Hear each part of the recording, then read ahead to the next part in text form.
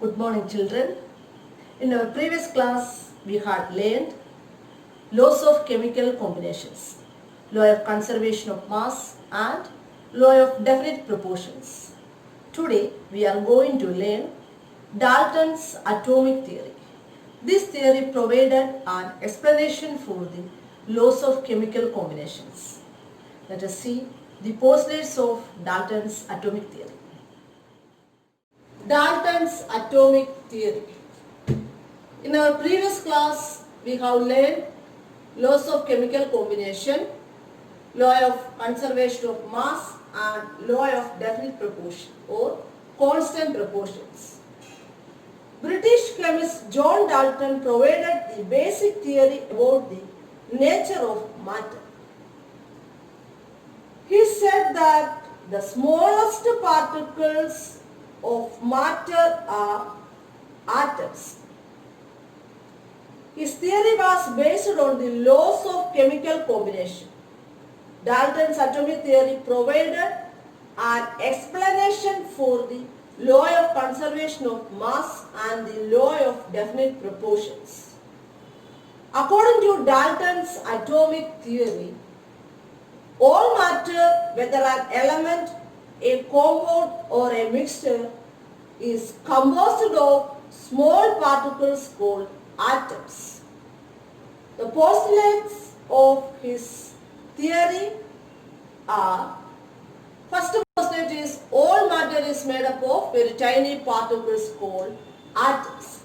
Second postulate is atoms are indivisible particles which cannot be created or destroyed in a chemical reaction. What is law of conservation of mass? Yes, law of conservation of mass states that mass can neither be created or destroyed in a chemical reaction. Third postulate is atoms of a given element are identical in mass and chemical properties. What does it mean? Consider hydrogen gas in a cylinder. Hydrogen gas consists of large number of hydrogen atoms.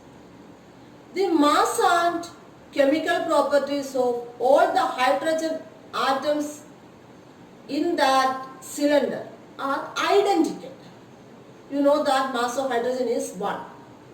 The chemical properties of all the atoms of hydrogen are same. In the case of oxygen, the mass and chemical properties of all the atoms of oxygen element are same. So that is the third postulate. Atoms of a given element are identical in mass and chemical properties. Fourth postulate is atoms of different elements have different masses and chemical properties. That is, the mass and chemical properties of oxygen is entirely different from that of hydrogen. You know that mass of hydrogen is 1 U, mass of oxygen is 16 U, and the chemical properties of hydrogen is different from that of oxygen. So that is the fourth postulate. Atoms of different elements have different mass and chemical properties. Fifth postulate, atoms combine in the ratio of small whole numbers to form compounds. For example, water. Water is H2O. The ratio of hydrogen to oxygen in water is 1:8. Mass of hydrogen is 2, mass of oxygen is 16. On simplifying, we will get 1:8. In the case of ammonia, ammonia is NH3. The ratio of nitrogen to hydrogen in NH3 is 14:3. Mass of nitrogen is 14. Mass of one hydrogen is 1. So 3 hydrogen atoms, mass is 3. So the ratio of nitrogen and hydrogen in NH3 is 14:3. So atoms combine in the ratio of small whole numbers to form compounds. That is the fifth postulate. Last postulate, the relative number and kind of atoms are constant in a given compound. The relative number and kind of atoms are constant in a given compound. For example, water. The formula of water is H2. It is not H2O2. If the formula is H2O2, that is another compound, hydrogen peroxide. So the formula of water is H2O. It contains 2 hydrogen atoms and 1 oxygen atom. Carbon monoxide is Cu, 1 carbon and 1 oxygen atom. Carbon dioxide is CO2. 1 carbon and 2 oxygen atoms are present in CO2. Another example is copper sulfate. 1 Cu, that is copper atom, 1 sulfur and 4 oxygen atoms are present in CuSO4. So the sixth postulate is the relative number and kind of atoms are constant in a given compound. The formula of water is always H2O. It contains 2 hydrogen atoms and 1 oxygen atom. Clear? So all these are the postulates of Dalton's atomic theory. John Dalton was the first scientist to use the symbols for elements.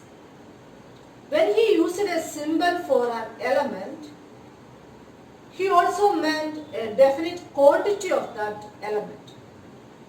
That is, one atom of that element. These are the symbols for some elements as proposed by Dalton. This is the symbol of hydrogen. This stands for one atom of hydrogen. This is the symbol of oxygen. This is phosphorus, sulfur, copper, lead, silver, and this is the symbol of gold.